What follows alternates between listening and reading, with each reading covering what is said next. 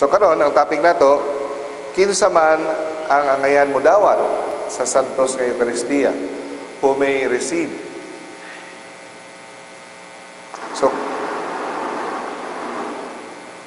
kinsa man ang pwede mo dawat? Tanan nga nabunyagan nga Katoliko. Okay? Pwedeng mo dawat basta naabot na niya ang age of reason. Sa man ang age of reason. Nga na siya, kabalo na siya kung unsay sala. No? Unsay sala o dili. So, tungod kay kada tao, nagkalahi-lahi man ang edad,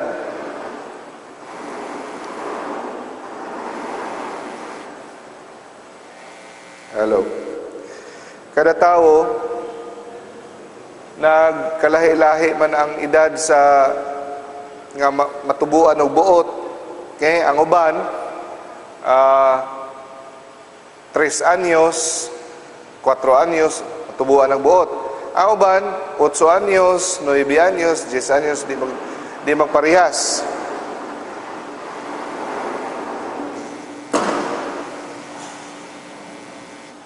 Okay.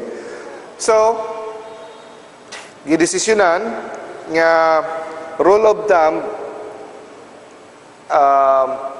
more or less naa sa edad nga 7 years old nga pwede na makadawat sa first communion. So mo na nga 7 years old ang first communion. Kay average matubuan og buot ang bata, sure na gyud, usually 7. Talagsa lang kaya ng mga bata nga moabot ng 7 nga di pa matubuan sa buot, nga di pa makabalo unsay sala, unsay dili, no? So, ang tubag sa pangutana kinsay makadawat, tanan nga mga binunyagang Katoliko nga naa na sila pamuot. Kabalo na sa unsay sala ug dili. Katong mga naay diferensya sa utok. Okay? Katong mga kung sa kuan pa abnormal, psychotic, no?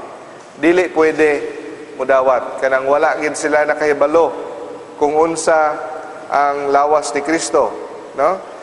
Pero naay usahay kanang mga pasyente nga usahay maayo, usahay kuan pod lahi og pangisip, labi nag mo bilog ang bulan, no? So naay mga tao nga yana katok karong adlaw pagkasunod maulian, pwede na sila modawat. Okay? Basta sa panahon nga normal sila ug nakasabot sila unsay kinalahin sa ordinaryo nga pan ug katong lawas ug dugo ni Kristo, pwede sila. Pero kung kanunay gyud sila nga katok, kanunay gyud abnormal, dili sila padawaton. Okay? Okay. So, unsa man ang minimum nga mahibaw-an sa tao para siya makadawat? At least, dapat mutuo siya sa atong Ginoo. Amahan, Anak, Espiritu Santo, usa ka Ginoo, tulo ka persona. O nagatuo siya kay Hesukristo, nga si Kristo, Dios, og tawo, nga siya mo'y niluwas kanato. O ang Ginoo, magahatag og premyo sa mga naghimog matarong o magasilot sa taong naghimog dautan. So, bisag maulan na yung nahibawan, nasabtan, pwede siyang mudawat sa lawas ug dugo ni Kristo. Dapat nabunyagan siya, no? Okay. Pero, sa mga bata, sa first communion, sa dili pa sila first communion, naaman sila katikisim, di ba? So, sila ni Sister Dulce, sa mga usually mga sa dili pa mag first communion mo agi Flores de Mayo, di ba? Diha na siya mo culminate sa Flores de Mayo sa daghang makatunan ng mga bata. Pero sa mga bata bisa pag wala sila naka first communion, okay? Di ba ang bata dili tagaan og pakalawaton sa misa kung wala pa ka first communion? Bisa pag wala sila ka first communion o medyo bata pa sila, basta sila peligro mamatay, pwede sila makakalawat. Basta nakasabot na sila bahin sa lawas ni Kristo. Nga ang lawas ni Kristo, lahi ni siya sa ordinaryong apan. Kung sila makasabot na ana, pwede na sila makapangalawat. Amen? So, unsa pa'y may kinahanglanon para ang tao makadawat sa santos balaan nga Eucharistia? Ang iyang kinahanglanon nga siya hilway sa mortal nga sala. Okay? Dapat klaro gid kana siya sa ato ang simbahan sa canon law. Dapat walay mortal nga sala. So kabalo na ta sa mortal nga sala, no? Mga seryoso nga mga sala. Ang pagpanapaw, pagpangabit, pagtanaw og mga bold, panumbag, no? Pangawat, pag-sex sa imong boyfriend o girlfriend nga wala ka makasal pa, masturbation, pornography, bribery, daghan pa. So kung kabalo ka nga nakahimo kag mortal nga sala, unsa may dapat dili ka makalawat. Okay? Nga naman unsa may mahitabo sa mortal nga sala? Mamatay ang imong kalag. Okay? Nga naman day, kano sa man day nabuhi ang imong kalag? Pagpanganak nato mga igsoon, katong gipanganak kita, hihimugso kita sa atong inahan, ang atong kalag patay. Kano sa nabuhi? Bunyag. Very good. Sa bunyag, nabuhi ang atong kalag, nakabaton tag kinabuhi. Pwede na siyang mamatay otro sa panahon nga ikaw mohimo og mortal nga sala. Now, kung patay ang imong kalag, dili ka pwede mudawat sa lawas ug dugo ni Kristo. Kaya ang santos nga Eucharistia para lamang sa kalag nga buhi. Okay? Insulto sa Dios ang pagdawat sa iyang lawas ug dugo nga imong kalag patay.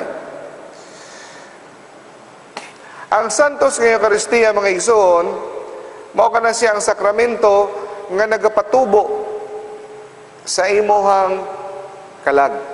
Mutubo ang imong grasyang makasantos. Ang kinabuhi sa imong kalag patubuon niya antod mahimong dakong kahoy, sama sa liso sa mustasa nga mahimong dakong kahoy. No? Pero dili siya ang santos nga Eucharistia makapabuhi og patay. Makatabang lang siya sa himalatyon or gamay pa nga mga kalag nga iyang patubuon. Okay, question. Unsa nga sakramento ang makatabang sa kalag nga patay? Unsay makapabuhi sa kalag nga patay? Very good. Okay. Sakramento sa kumpisal. Mao kana ang sakramento nga makapabuhi sa patay nga kalag. So kung gusto ka, kung patay ang imong kalag, kay nakahimo kag ng mortal sin, adto sa kumpisalanan, mangumpisal ka para mabuhi ang imong kalag. Ayha pa ka mangalawat. Nga naman, ang Holy Eucharist is the sacrament of loving union between God and man. Diri nga sakramento, si Jesus o ikaw nahiusa. No? Kabalo mo unsa ka special ang Santos nga Eucharistia, ngani ka special. Ang sakramento nagahatag kini siya og grasya. Grasya ang makasantos. Gigamit ni siya sa Ginoo para ihatag niya ang grasya kanato. For example, tubig. Gipatapot ni Jesus ang grasya niya sa tubig diha sa bunyag para madawat nato ang grasya. Kuha ninyo? Lana.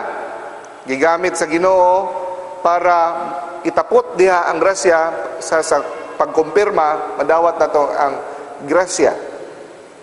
Okay. Sa tanan nga sakramento nagagamit ang Ginoo og material. Sa diin, diri ipaagi ang grasya. Unsay madawat nato sa sakramento? Grasya. Pero diri sa Santos nga Eucharistia lamang, dili lang grasya ang atong nadawat. Ang naghatag mismo sa grasya ang atong ma-embrace. Siya mismo, dili lang kay grasya. Ang naghatag mismo sa grasya, si Jesus mismo, mahikapan nato sa atong dila. Siya mismo. Sa bunyag, tubig lamang. Grasya. Lana, mga simbolo. Tingog sa pare. Pero sa Santos ng Eucharistia, mao ni nga espesyal kayo o kanimoy sintro sa atong kinabuhi sa simbahan tungod kay si Jesus mismo minaog sa langit og misulod sa imong baba. Migakos kanimo og nahiusa mo kanang taknaa. Unsa ka espesyal. Dili lang kay grasya ang imong nadawat kundi si Jesus mismo. Masabtan ninyo na hilabihan na kabililhon. Makaingon mo ganahan gid mo simba kanunay. Now, ang Santos nga Eucharistia, sakramento nga mahiusa ka kay Jesus. Niya, kung naa kay mortal nga sala, meaning sa mortal nga sala, miribildi ka kay Jesus. Midawat ka sa sakramento sa paghiusa, niya naa kay rebildi sa imong kasing-kasing, insulto kay na sa Ginoo. Mao na nga dako kay nga sala. Ang tawag ana nga sala, sacrilege. No? Sacrilege, dili pagrespeto imong gibiay-biayan ang lawas ug dugo ni Kristo. Nga dili limpyo ang balay. Midawat ka sa bisita nga wa ka nang limpyo sa imong balay. No? Wala nimo gipasidunggan ang bililhon nga bisita. Tapos ang uban mo murason. Nga naman lagi brad diha sa misa nga mayngon nga dili ako takos mosulod ka sa akong pinuyan para imitla lang ang mga pulong ug magaayo ako. Mga igsoon kana nga palangadjion para lang kana siya sa venial sin. Dili na siya sa mortal sin. Kaya ang venial sin hugaw gihapon kana sa atong kalag. Mo na may kag dili ko takos Ginoo. Walay taong takos. Kinsa na may takos mudawat sa kung sa inistriktuhanay mangyod, wag yoy tao bisag usang takos, si Santa Maria Birhen lamang. Ang importante, so mo na nagaampo kita nga dili ako takos mosulod ka sa akong puloyanan apan imit lang lamang ang pulong ag ako magaayo tungod na sa atong mga venial sin. Pero dili na siya makapawala nga kanang pag-ampo sa mortal sin. Daghan kayong manudlo niya na. Mutudlo nga ay okay lang na namo yung mortal sin. Pangalawat lang mo tungod niya ng pag-ampo nga ako dili tapos para imit lang ang pulong ako mag-aayo. Ang nagapanudlo niya na dako kay ang sala. No? Dili na mao. Okay. Kung makahimo tag mortal sin, unsa may atong unang buhaton? Sa di pa ta makaadto sa pare. Sa wa pa kakaabot sa pare, sa paghimo nimong mortal sin, nga ikaw nakahuna-huna, nga ikaw nakahimong mortal sin, pangayo dayog pasaylo. Pangayo dayog pasaylo sa Ginoo. Ngay ka tungod sa imong dakong gugma sa Dios, na tungod ikaw balaan nga Ginoo ang akong kinabuhi gikan kanimo, napasakitan ko ikaw, gipili nako ang kini nga panandaliang kalipay. Mas gipili nako tungod sa akong kahakog. Gipili nako labaw kanimo. Sorry Lord. Kung makahimo kag pangayog pasaylo nga perfect contrition, nga nagbasol gyud ka sa imong sala tungod sa imong gugma sa Dios, mo na gitawag nga perfect contrition. O kung makahimo gani kag perfect contrition, diha pa lang, bisan pag wala pa ka nakaadto sa pare, ang imong mortal nga sala mapanas na. O ang imong kalag mabuhi pag-usab. O bakabato na ikaw sa grasyang makasantos. Mo na gitawag nga perfect contrition. Dili ingon mga igsoon, ang uban manggod paghimo nilag sala. Ngayon sila Lunes karon nakahimo sila sala, or Sabado karon nakahimo sila sala. Niya nagpa-appointment sila sa pare, isa pa ka semana. Okay, next week pa man ko makakita sa pare. Tingbo na ako ni karon isa ka semana, sige pakasala ko. No. Diha nga nakahimatmat ka nga nakasala ka, pangayo ng pasaylo. Okay? Kuha ninyo? Wa pa ka nakaadto sa pare, nangayo na kagpasaylo daan sa Dios. Kanang pag-adto sa pare, that is sacramental confession. Before going to sacramental confession, you should make already a personal confession. No? So, okay. For example, wala pa ka nakaadto sa pare, sa imong kwarto, nangay kag pasaylo sa Dios. O for example, gipasaylo ka sa Dios, o nabuhi ang imong kalag. Question, pwede na ba ikaw mangalawat? Pwede na ba? Kay buhi naman imong kalag. Ang problema lang, wa man kakabalo kung perfect ba ito imong contrition or dili. No? Ang tubag, pwede na ba ka mangalawat or dili? Ang tubag, dili. Bisan pag nakahisa imong tanaw, nang rimbaw imong balahibo, murag na ay anghel ni sulti nimo, nga okay, hallelujah, praise the Lord. Bisag sa imong tanaw, gipasaylo na ka sa Dios, dili gihapon ka makadawat sa lawas ug dugo ni Kristo kung wala ka ng opisal sa pare. Okay? Usa ka sakramento dapat tumbasan og usa pod ka sakramento. Ang Santos Eucharistia sakramento, dapat modawat ka sa pangumpisal nga sakramento. Ang importante lang ana nganong mangumpisal ka sa Dios bisag wa pay pare, para anytime kuhaon ka di ka maimpyerno. Amen? Anytime kuhaon ka sa Dios, ready ka.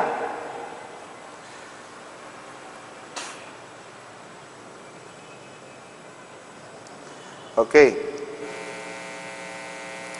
So, mauna, para makadawat ka sa Santo Eucharistia, mangumpisal yun ka. Okay. Kinahanglan ba sa kada pangalawat mangumpisal? No, dili. Mangumpisal lang ka, although we are encouraged, no? Encouraged na nga mangumpisal kanunay, pero dili pod kinahanglan nga kada pangalawat mangumpisal. No. Kung ikaw sigurado nga nakahimog mortal nga sala, mangumpisal gyud ka. Pero sa imong tanaw, kung di ka sure kung ang imong nahimo mortal sin ba o dili, pwede kang mangalawat. Kung di ka sure. Siguraduha lang nga kanang imong dili sure, dili na pabuang-buang ha. Bisan pag nangawat na ka, bisan pag nangabit na ka. Ngayon ko nga, sala ba to? Pabuang-buang. Pero naayo sahay manggod nga, for example, suko kay ka. Di ka sure kung mortal sin ba tong kasuko nimo. Pwede na ka mangalawat. Example, nakakita kag babae, murag nakatanaw ka, or nakahuna-huna kag binastos. Di ka sure kung giabog ba to nimo dayon o nadugay ba, di ka sure. Pwede ka kapangalawat kung di ka sure. Amen? Sabtan ninyo? Pero kung sure yun ka, klaro yun nga, mortal sin gito nga kung nahimo, sure yun ka, ayaw pangalawat. So as long ang imong doubt is an honest doubt. Pero kung ang imong doubt pabuang-buang, bisan nang nangabit na ka, moingon pa kag di lang ko sure kung sala bagin ng pangabit or nag-masturbate ko, sure ba na siya, sala ba na, nagtanaw kong X-rated. Kana klaro na kayo na. So mga igsoon, kinanglan takos kita nga mudawat sa lawas ug dugo ni Kristo. Na irason sa uban, takos gyud. Kumuingon mong takos, wala biyay taong takos. Si Santa Maria Birhen Ragyo'y takos mudawat sa Santos Eucharistia. Sakto na. Si Mama Mary Ragyod. Apan ang gigamit diri nga pulo nga takos, meaning relative term. Nga at least man lang, minimum requirement, nga at least, bisa pagdaghan kag ngila di mong batasan, or daghan kag mga venial sin, at least man lang takos ka nga wala kay mortal sin. Mao na ginasulti diha. Amen? Naapoy uban mga igsoon, sobrahan ang ilahang konsensya. Bisag wala sila mortal sin, dili sila mangalawat. Nga naman, di nila mapasaylo ilang kagalingon. Ako, mingon sila, makasasala yun ko. Di yun ko balaan, di yun ko mangalawat. No, sayop na po na siya, ha? Sayop na po na siya. As long na nakabalo ka, nga wa kay mortal sin, bisan pag dili ka perfect, bisan pag naapa kay mga pagkukulang, pwede kang makalawat. Kaya ang uban manggod, inslag, dili ka ay ko balaan karong adlaw, feeling na ako, murag layo ko sa Ginoo, di ko mangalawat. No, sayop na. Dili na to ibase sa feelings, no? Ang ato ang pagpangalawat. O dili kinahanglan nga santos kita para mangalawat kita. Mao gani na nga mangalawat kita para mahimo kitang santos. No? Sa unang panahon mga igsoon, na ginatawag na Albigenism, no? Heresy, meaning Jansenism diay. Jansenism ang nagpasiugda ni Bishop hinganlan og Jansen.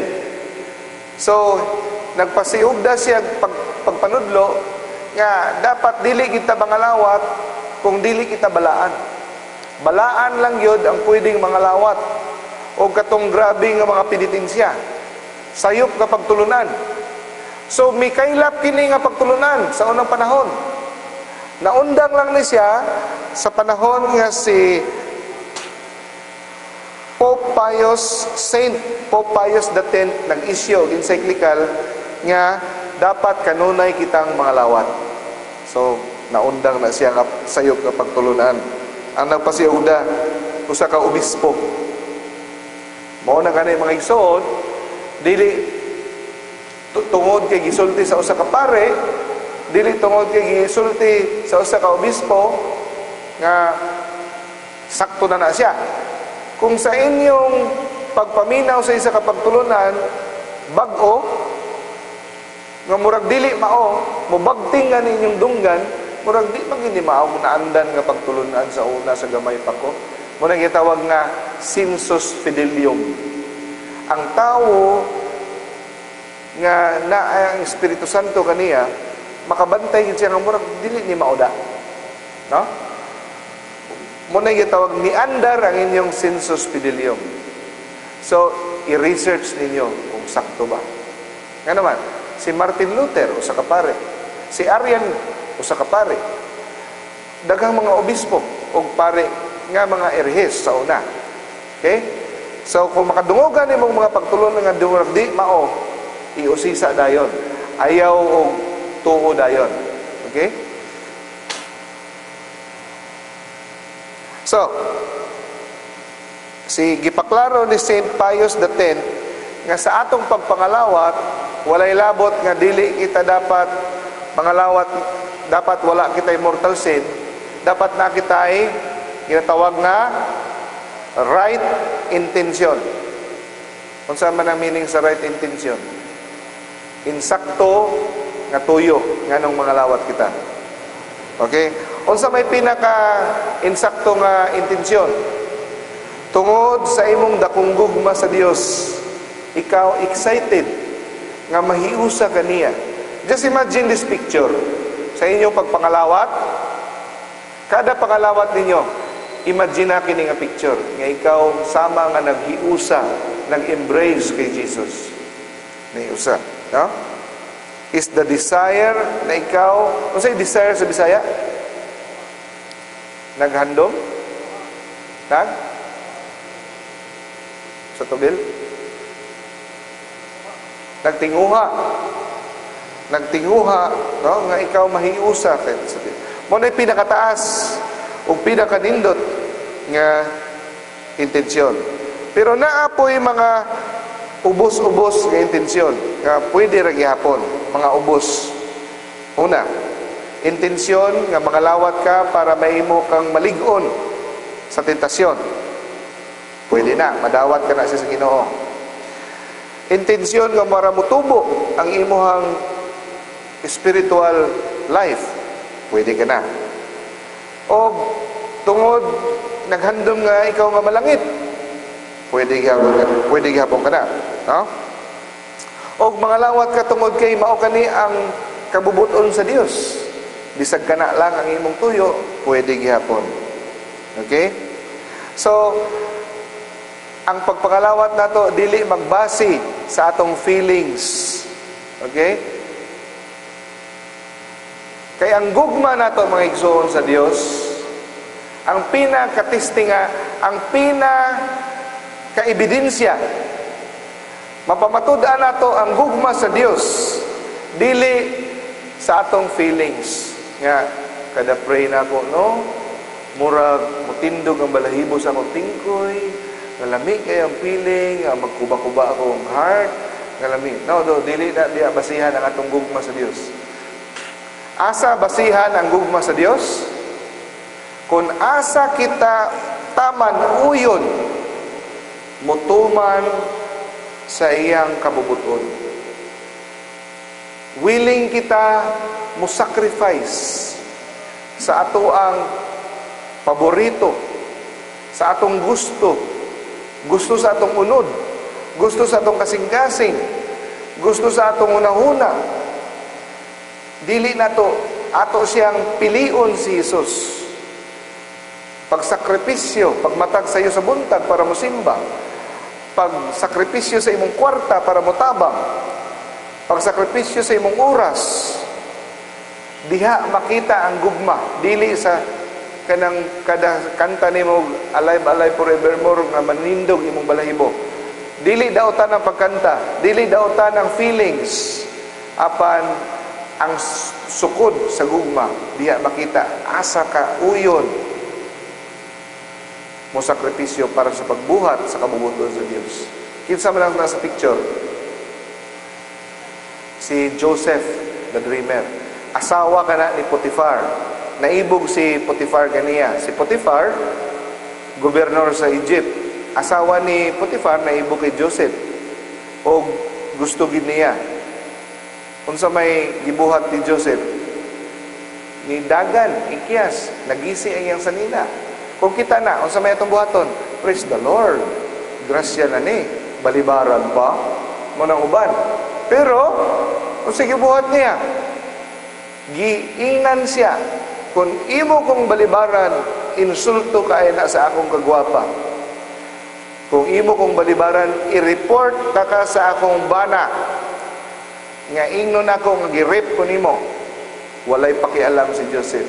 Willing siyang mapriso para lang buhaton ang pulong, ang kabubuton sa Dios. Ingana po kita dapat. Pero makaululaw, sahay di ta kahimo ani. Lumaw kini atong tumong. Okay, pwede po kuno kita mangalawat nga dili sakto ang atong motive para sa nibat-ana, no? Ang atong motive tungod, for example, Christmas. Kaya ang tanan ng mangalawat lang punta, bisag wa tay saktong intensyon. Dili ka na siya maayo. Kung ang atong pagpangalawat, para lang makakuhag buto sa katawhan, musikat kita para ingnon nga kita relihiyoso, di po na maayo. Muna siya tawag nga unworthy intention. So kung ang atong pagpangalawat o pagsimba, tungod lang para ingnon nga relihiyoso kita, pagpakita kita, that is gitawag sin of hypocrisy. That is venial sin. Sin of hypocrisy. Pero matay na, taas kay dila na si Gloria, no? Okay. So, the lack of proper intention of hypocrisy is not mortal sin. It's not sacrilege. Ang sacrilege, makahimo lang kag sacrilege kung mangalawat ka nga na kay mortal sin. Okay? So kanang wala ka na minaw, kay irreverence na siya, no? So ang sa mahitabo, mangalawat ka, walay grasya kang madawat. Okay? Wala kay grasya kang madawat. Okay. Daghang wala na kay baluan ni mga igsoon. Before the Mass, dapat kita mag-fast. Eucharistic fast. Okay? Sa unang panahon, pila kagatos katuig, sugod, alas 12 sa gabi, hantod nga sila mangalawat, walay pagkaon, bisag tubig, wala. Sa unang panahon. Pwede lang ang makakaon katong mga masakiton o moinom og tambal. Pwede sila. Pero sa kung walay mga sakit o dili tigulang, dili pwede mo kaon alas 12 sa gabi isugod. Okay? So, nganong naamay fasting before sa pagpangalawat? Tungod kini spiritual o practical purpose para atong mapasidunggan ang lawas o dugo ni Kristo. Para mapakita nato ang respeto. Una, spiritual. Nganong tuyuon nato nga dili mo kaon o moinom para sacrifice. Para atong nakipag-unom kita, atong gibalibaran ang atong kailibgon, no? Sacrifice, pag-unong sa pagsikripisyo kay Kristo. Okay? Ikaduha, practical pod. Kay usahay, kung naakay nakaon nga di mao, maimpatso ka, pag magsakit imuntian, usahay mo suka. Kung pagpangalawat nimo mauban pagsuka ang lawas ng dugo ni Kristo, dako na siya kasala. Mao na nga para masigurado nga di ka masuka, di ay na sa kaon pila ka oras before. No, para wa gyud kay maimpatso diha. Manay rason. Okay. Sa Canon 919 gibag-o na karon. One is to receive the most holy Eucharist is to abstain from any food or drink, with the exception of water, medicine, for at least the period of 1 hour before the Holy Communion. Yusab na. Pwede na ka mo inom og tubig o tambal. Pwede. Pila ka oras, gikan pagpangalawat, isa ka oras na lang. Yusab na. 1957, gihimong 3 hours before. Ang nagsugo, Pope Pius XII. Pag-abot og 1964, giusab pagyud, gipabinusan pagyud og 1 hour na lang. Kinsa may nagpahimo og 1 hour? Si Pope Paul VI. Pasalamat na kay Pope Paul VI. Kay gihimo na lang niyang 1 hour. 1964. Okay? Pangutana, isa ka oras gikan pagsugod sa misa or isa ka oras gikan pagpangalawat? Ang tubag, isa ka oras sa wa pay pangalawat. Okay? So, usahay, kabantay mo, pagsugod sa misa, hantod pangalawat, hapit sa ka oras.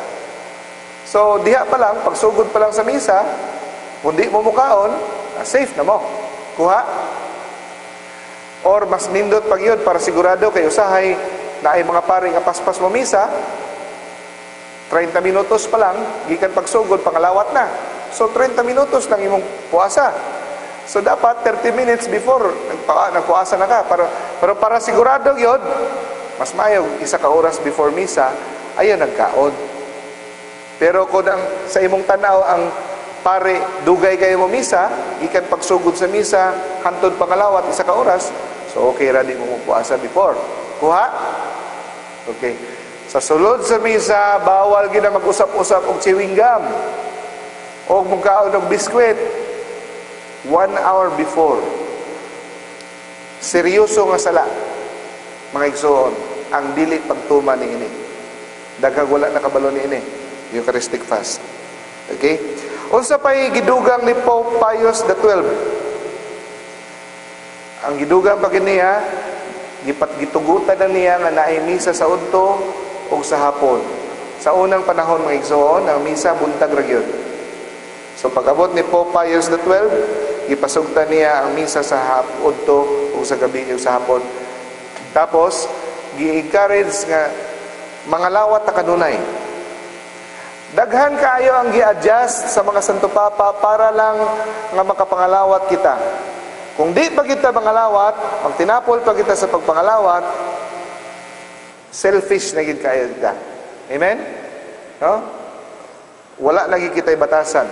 Gi-adjust, gihimo na ang tanan sa mga Santo Papa para mapasayon ang pagpangalawat. So kita maningkamot nga atong madawat ang lawas ug dugo ni Kristo. Okay? Sige. Let us break into groups and then let us share. Share na to mga igsoon kung unsay atong nakatunan karong gabi una. Okay?